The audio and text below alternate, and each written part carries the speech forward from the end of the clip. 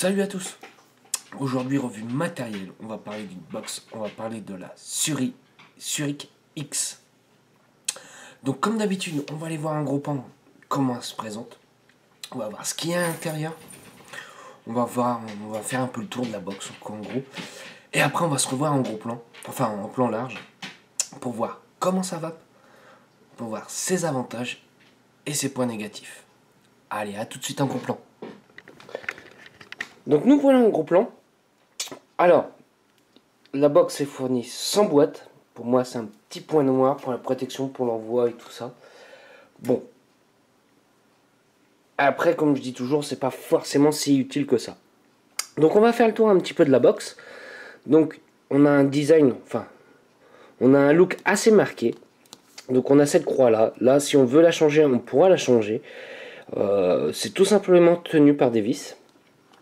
On continue un petit peu. Donc là, on a le nom de la box. On tourne et on a encore le même design. Et on va tourner encore une fois. Alors, ça c'est une box électro.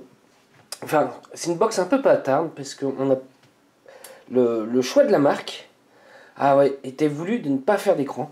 Donc c'est pour ça qu'ici, on n'a pas d'écran du chipset. On n'en a pas du tout. Mais par contre, quand on regarde sur le haut, ici on a une petite LED. Je vais appuyer. Voilà. On a une LED qui va être plus ou moins un indicateur. Ça nous dira pas à quelle puissance on est exactement, mais ça sera un indicateur. On va dire que ça va être une box pour un ressenti de vape complètement différent de ce qu'on a à l'heure actuelle à dire, bah moi voilà, je suis à tant de watts, point. Là, ça va être vraiment sur un ressenti. Donc on regarde un petit peu derrière, hop, on va faire un peu le tour. Moi, le point négatif que j'ai, c'est qu'il n'y a pas trop de dégazage. Ça me gêne un peu. Les boutons, là, sont en alu. Comme on peut voir, c'est inversé. Le switch est en bas et le plus et le moins est en haut. Moi, ça m'a gêné un petit peu, mais je m'y suis très vite adapté. Donc, on va aller voir le 510 qui est en 22 mm et la petite LED.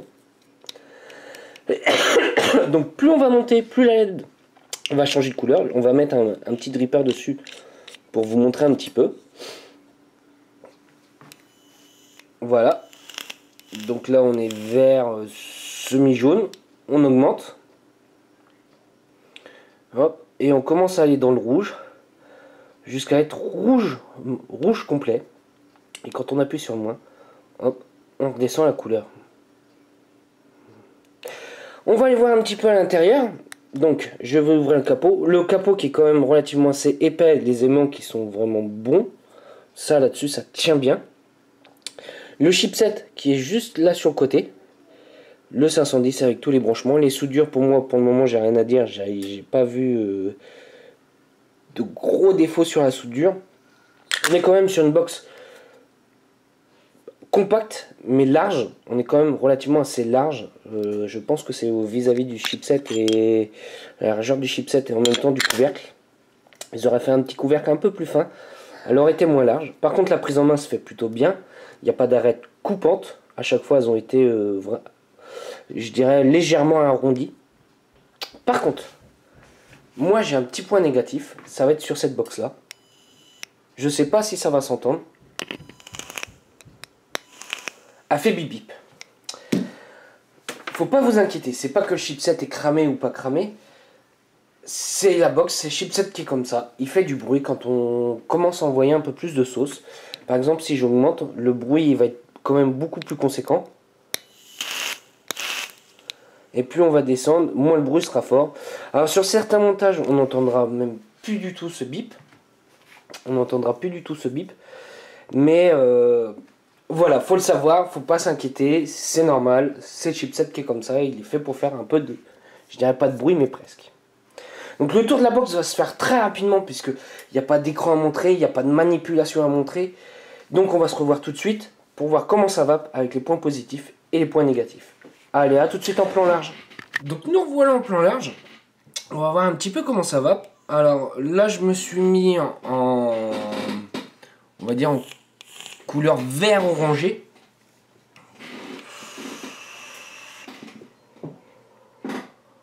Et ça va plutôt pas mal. Alors, il faut savoir, cette box prend les résistances à partir de 0,1 ohm.